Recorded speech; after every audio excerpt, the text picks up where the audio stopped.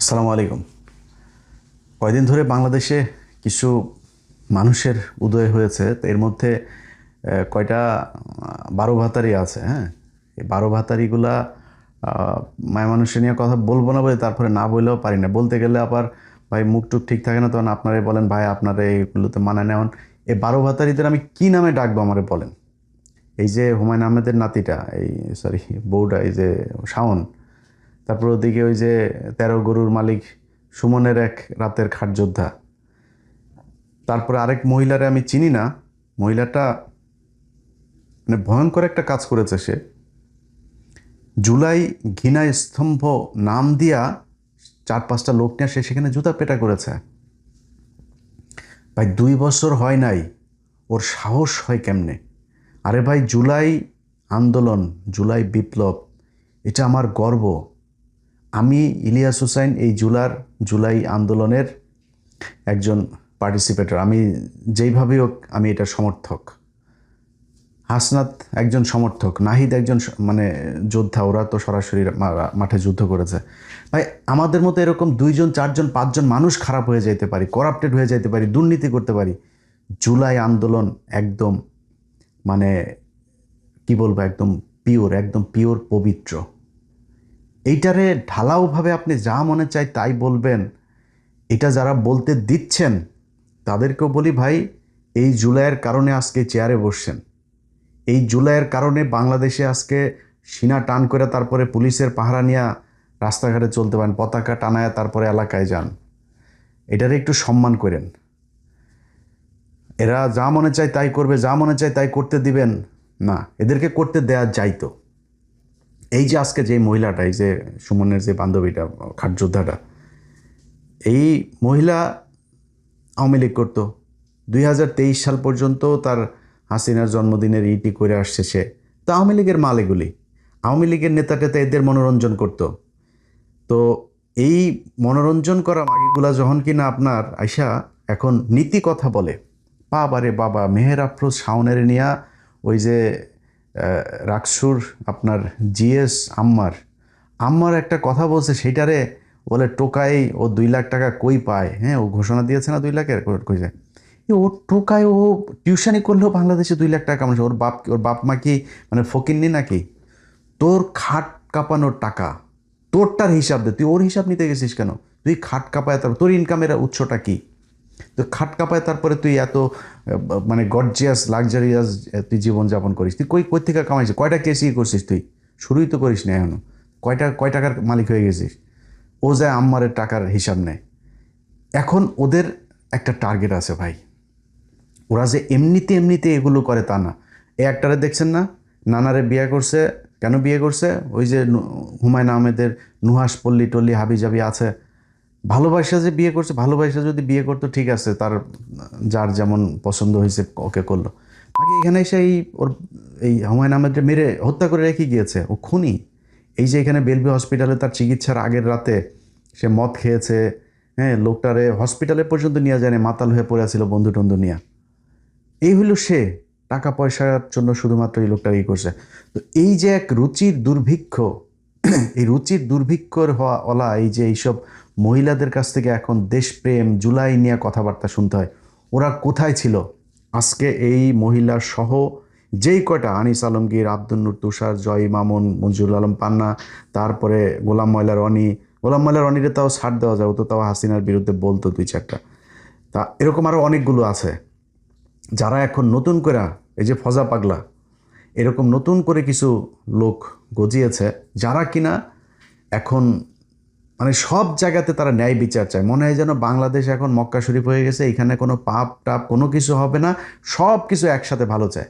আরে ভাই, সমালোচনা আমরা করব, আমরা সমালোচনা করে দেখিয়ে এসেছি আমরা বিক্রি হই না। অতএব সমালোচনা এখনও তারেক রহমানের সমালোচনা করলে আমরা করব। তোরা করবি কেন? তোরা কে? তোরা এই 15 বছর কি করেছে? একটাই দেখা, এই দেশে গুম হয়েছে, খুন হয়েছে। এই 2টা বছর আগে জুলাই আন্দোলনে বহু আওয়ামী লীগের লোকজনকে দেখেছি, তারা আওয়ামী লীগের বিরুদ্ধে এইখানে মিছিল করেছে। এইখানেও দেখেছি। তোরা কি করেছিস? একটা অক্ষর লিখেছিস?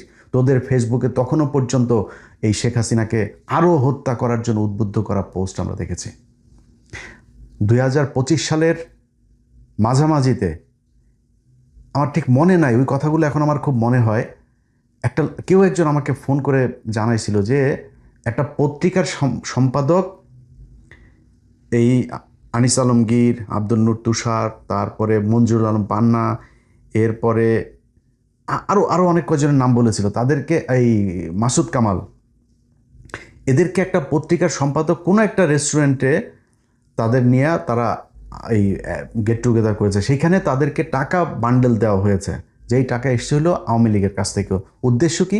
উদ্দেশ্য হলো এদেরকে সেখানে রোকেয়া প্রাচী ছিল, এই একসাথ করে তারপরে এই নতুন করে আওয়ামী লীগের তো এখন কথা বলার কেউ নেই, আওয়ামী লীগের তো সব শেষ। এই নতুন করে একটু আলোচনায় রাখার জন্য আওয়ামী লীগকে যতটুকু বাঁচানো যায়, আওয়ামী লীগের লোকজন তো আর একজনও নাই যারা এটা নিয়ে বলবে, সো এদেরকে দিয়ে এই কথাগুলো বলানো। আপনার মনে করার কোনো কারণ নাই সুমনের এই খাট যোদ্ধার, এই যে হুমায়ুন আহমেদের নাতনি, এগুলো খামোখা দেশপ্রেম, হাসিনা প্রেম, আওয়ামী লীগ প্রেমের কারণে তারা এগুলো করে। টাকার জন্য শাওন কি করতে পারে ওটা তো হুমায়ুন আহমেদকে বিয়ে করে আমাদের দেখিয়ে দিয়েছে। ওর বাপের প্রচুর টাকা, কিন্তু এরপরে এই মহিলাই টাকার লোভ সামনে। তোর জীবনটাই তো সারখার।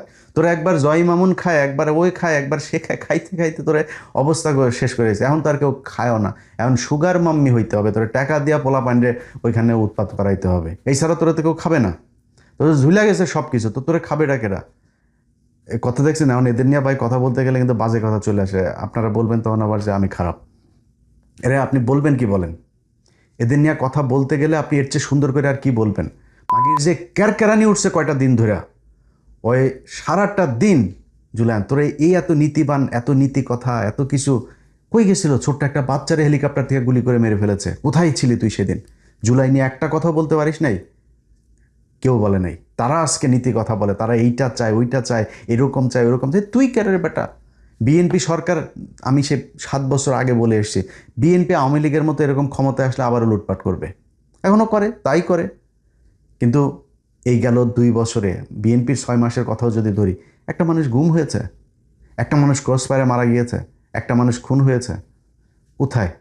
মানে এই রাজনৈতিক কারণে কোথায়, কোন জায়গায় এরকম সেই আগের মতো সেই অবস্থা? মানুষ কথা বলতে পারে যা মনে চায়, আওয়ামী লীগের মানে পক্ষেও কথা বলে, তারপরে তারেক রহমান সে আনিস আলমগীরের ফোন করে। এটাই পরিবর্তন হাসিনার সাথে বর্তমান বাংলাদেশের। অতএব আপনারা এখন মনে করেন যে এই মানুষগুলি তারা এই যে আগে মানে এখন নতুন করে তারা চায়, এইটা চায়, ওইটা চায়, এগুলো এমনি এমনি চায় না। এটা বিশাল অঙ্কের টাকার বিনিময়ে তারা এই কাজগুলো করছে। আমি আপনাদেরকে ছোট্ট একটা প্রমাণ দেই। এই এই এই বাহিনীর সাথে কিন্তু এই যে এই আমতারেক আছে, হ্যাঁ, তো এরা যে এমনি এমনিতেই পরিবর্তন হয় নাই ভাই। একটা জিনিস বলি, 15ই আগস্টে শেখ মুজিবের মতো একটা লোক, মানে শেখ মুজিবরে তো এই দেশের মানুষ ধরেন ও জন্মগত বাটপার, ও তো জাউরা, এমনিতে তো জাউরা। তো অনন্য কুমারের জাউরা একটা মানে অবৈধ শয়তান। তো ওকেও কিন্তু জাউরা, জন্মগতভাবেই জাউরা। মাস্তানি, মারামারি, এগুলো লম্বা বিশাল দেহটেও ছিল, তো মারামারি টারামারি এগুলো যারে মধ্যে মানুষ ভয় পাইতো একটু।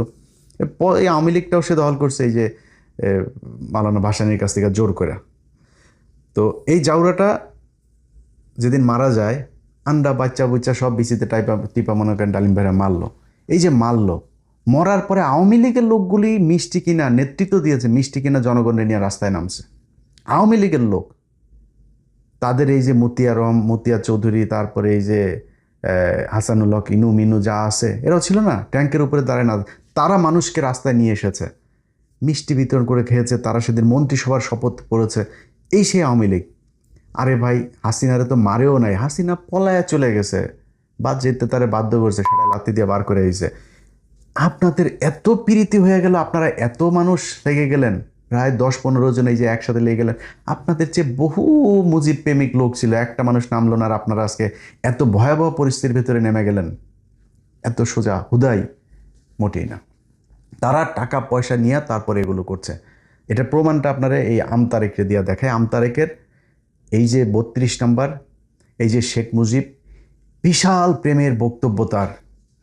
আমি অবাক হয়ে গেলাম, আরে 32 নম্বর ভাঙার আগের রাতে আমার কাছ থেকে টাকা নিল, কত 100 কয় ডলার যেন পাঠাইলাম। ওই ভাই রাতের বেলা অনেক পোলাপান আছে, প্রায় 150 পোলাপান নিয়ে আসছি ভাই, খাওয়ার তো কিছু নাই, টাকা পাঠালাম, সাথে সাথে বিকাশ করলো তারে টাকা। আচ্ছা, এই টাকা পাঠানোর পরে আপনার সে ওইখানে ভিডিও টিডিও করলো, সে ভিডিও টিডিও আমার পাঠাইছিল কিন্তু, হ্যাঁ, যে বিশাল আকারে আনন্দ ফুর্তি টুর্তি করছে। আরে সেই আমতারেক বলে যে 32 নম্বর ভাঙার এটার নাকি বিচার চায়, এটা সরকারের সংরক্ষণ করা উচিত, এটার বিরুদ্ধে কারা কারা কাজ করেছে সবার বিচার চায়। ওর বক্তব্যটা শোনেন, ও যে ওইখানে ছিল আগে সেইটা দেখেন।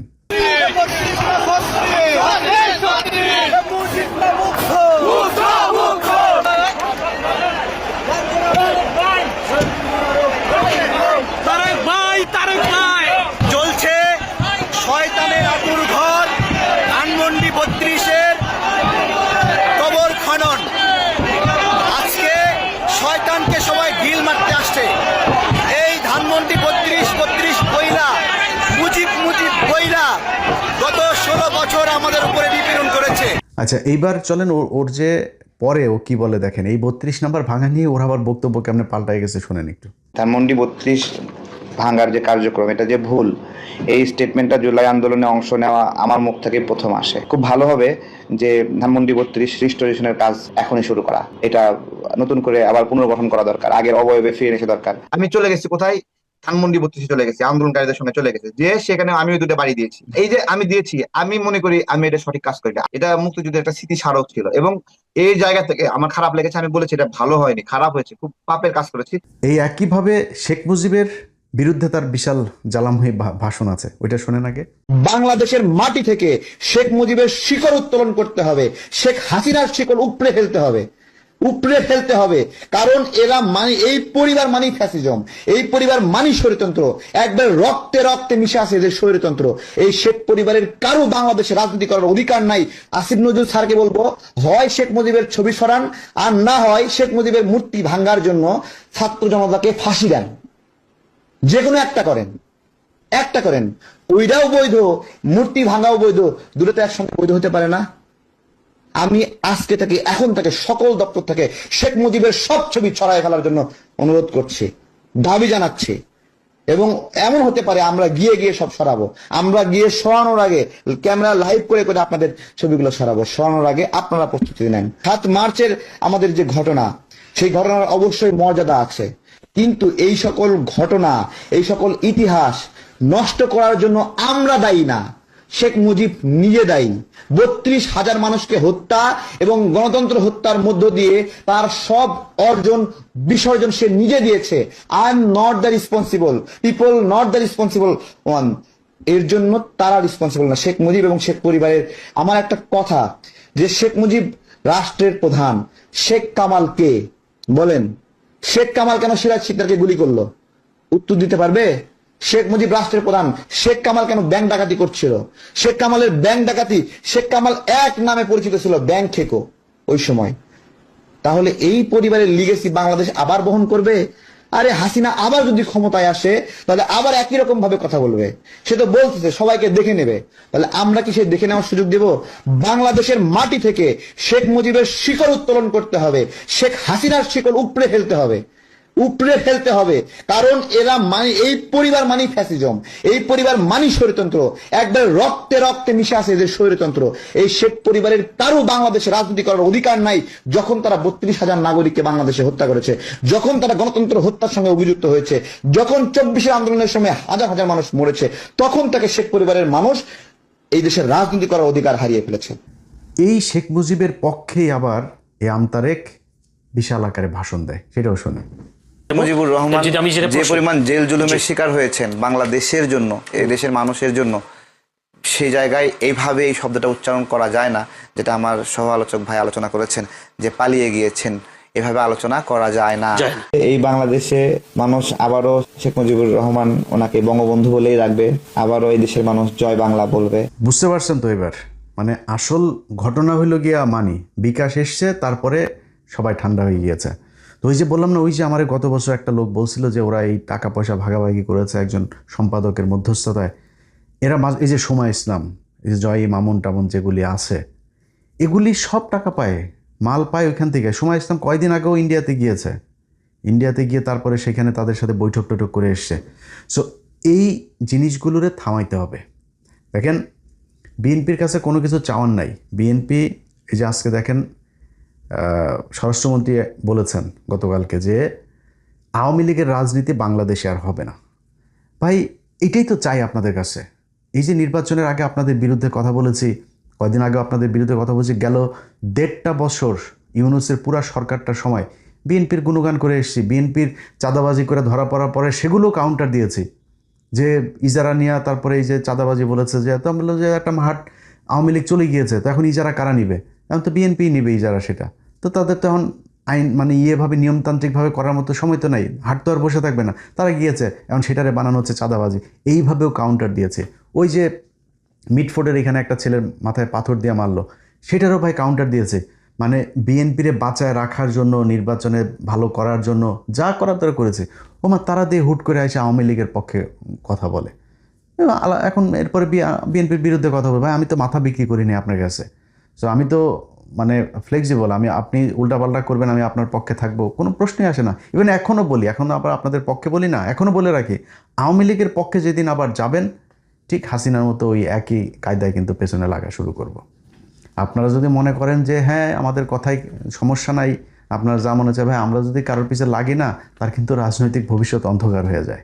অনেক প্রমাণ আছে বাংলাদেশ, ওই যে গোলাম ময়লা রনি থেকে শুরু করে বহু মানুষ আপনাদের দলের ভিতরে এখন খুব ভালো অবস্থানে আছে, তারাও কিন্তু সোশ্যাল মিডিয়াতে আসিফ নজরুলের অবস্থা দেখেন, পোস্ট করতে পারে না, ইরানের পক্ষে পোস্ট করে সে, তাও পাবলিক তারা গালাগালি করে, এই অবস্থায় পৌঁছা যায়। সো সাবধান, হ্যাঁ আমরা কারোরে ধরতে চাই না, বাট ধরলে কিন্তু খুব ভ্যালিড গ্রাউন্ড নিয়ে তারপরে ধরবো। তো আপনারা এখন এই যে বললেন যে আওয়ামী লীগের রাজনীতি হবে না, ভাই এইটা যদি নির্বাচনের আগে বলতেন আপনাদের বিরুদ্ধে একটা লাইনও বলতাম না। এটাই তো চাই।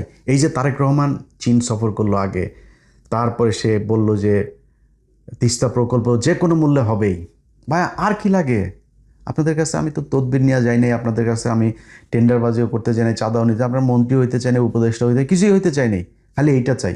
কিন্তু আজকে এই যে জুলাই ঘৃণা স্তম্ভ বানায় তারপরে মহিলার জুতা পেটা করার সাহস পায়, এগুলো এই বুকে রক্তক্ষরণ হয়, এটা ভাই দেখতে চাই না। আপনারা প্রীতি দেখান, অন্য মানুষের সাথে দেখান, আওয়ামী লীগের মানুষের গোপনে গোপনে যারা আওয়ামী লীগের পলায় আছে এদের সব যা মনে চায় যেমন মন চাই করেন, কিন্তু এরকম চোখের সামনে আইসা তারপরে ওই 71-এর ঢাল বানায় তারপরে জুলাইরে ছোট করে কথা বলবে, এটা আমরা হইতে দিব না।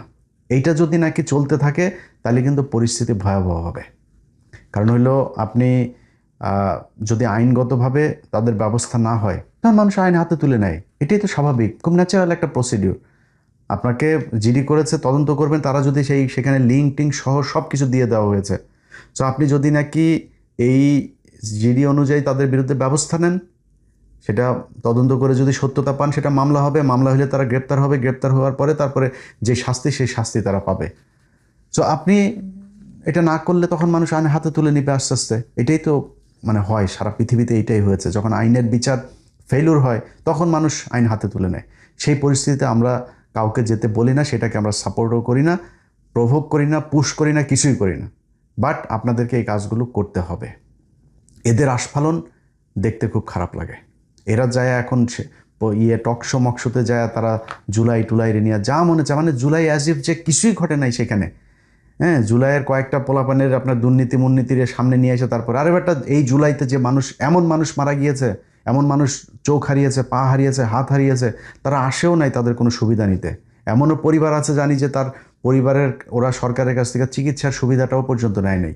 তারা নিজের দেশপ্রেম থেকে, ইমানের থেকে তারপরে তারা সেদিন রক্ত দিয়েছে, জীবন দিয়েছে। এত সহজ না এটা, একদম মানে কি বলবো যে সবচেয়ে পবিত্র, আমার জীবনের দেখা সবচেয়ে পবিত্র একটা সংগ্রামের মধ্যে একটা হচ্ছে জুলাই সংগ্রাম। তুই বেটা জুলাই লেখা তারপরে সিডিআই লেখিস, তোর তো জুলাই সিডিআই ওখানে বসে বসে লেখা তো লাভ নাই। তুই জুলাই সিডিআই লিখবে, আমরা হাসিনা সিডিআই লিখবো, মুজিব সিডিআই লিখবো, রাসেল সিডিআই লিখবো, কামাল সিডিআই লিখবো, কামালের বউ সিডিআই লিখবো, সব সিডিআই লিখবো। তোদের চেয়ে লোকজনকে আমাদের কম আছে নাই? সারাদিন চিল্লায় লাভ নাই, সারাদিন চিল্লা পাল্লা করলেও সেই মানে ইলিয়াস হোসেন, পিনাকি ভট্টাচার্য, কনক সারর এগুলো হওয়া যাবে না। কারণ এগুলো হইতে হলে মানুষের সমর্থন লাগবে, যেই সমর্থন আপনাদের ভাইয়া বাংলাদেশে নাই। ওই যে মদখোর একটা আছে, কি যেন একটা নাম, ওই থাকে যেন, এই আয়সা ঘাউ ঘাউ ঘ্যান ঘ্যান ঘ্যান, এগুলি করে কি লাভ আছে ভাই? এই দেশের মানুষ জানে, চোখের সামনে ঘটেছে। শেখ মুজিবের মতো তার বই পড়ে এগুলো জানতে হয় না, মানুষ ভিজুয়াল মিডিয়াতে ক্যামেরা, ছবি, এগুলো মোবাইলে তারা দেখে, নিজের চোখের সামনে দেখেছে এগুলো কি ঘটেছে জুলাইতে। সো এটা ইতিহাসের অংশ, এই ইতিহাস থেকে বাংলাদেশের মানুষকে বিচ্যুত করা যাবে না।